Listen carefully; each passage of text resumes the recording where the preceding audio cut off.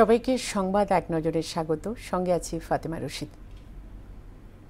৭০% আবাসন ভাতা, বাজেটে বরাদ্দ বৃদ্ধি এবং সব প্রকল্পে অগ্রাধিকার দেওয়ার ৪ দফা দাবিতে টানা তৃতীয় দিনের মতো রাজধানীর কাকরাইলে অবস্থান কর্মসূচি পালন করছেন জগন্নাথ বিশ্ববিদ্যালয়ের শিক্ষার্থীরা।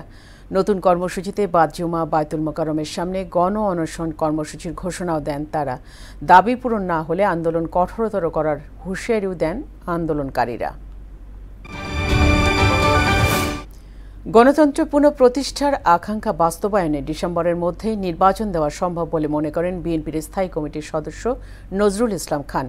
জাতীয় প্রেস ক্লাবে এক আলোচনায় বিএনপিকে সংস্কারের দল দাবি করে তিনি বলেন, নির্বাচনের মাধ্যমেই জনগণের অধিকার প্রতিষ্ঠা করা সম্ভব। এ সময় নির্বাচিত সরকারের কাছে ক্ষমতা হস্তান্তরে দ্রুত নির্বাচন আয়োজনের দাবি জানান বক্তারা।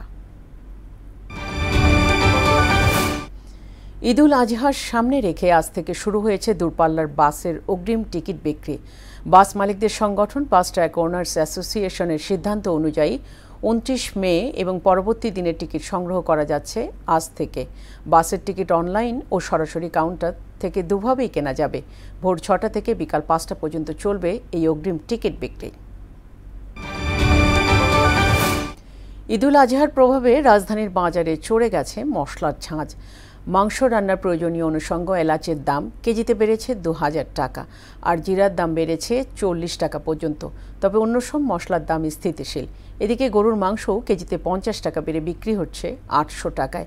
ডিমের দাম ২ দফায় ডজনে ১০ টাকা বেড়েছে, আর সব রকম চালের দাম কেজিতে ১০ টাকা পর্যন্ত কমেছে। গাজায় চলমান বর্বরতায় একদিনে ১৪৩ ফিলিস্তিনিকে হত্যা করেছে ইসরায়েল। ১৫ই মে নাগমা দিবস বা মহাবিপর্যয় দিবসে হামলার মাত্রা বাড়িয়ে সে দুঃসহ স্মৃতির পুনরাবৃত্তি করেছে ইসরায়েল। এদিকে ভারতের সঙ্গে যুদ্ধবিরতি ১৮ মে পর্যন্ত বাড়ানো হয়েছে বলে নিশ্চিত করেছেন পাকিস্তানের পররাষ্ট্রমন্ত্রী ইসহাক দার।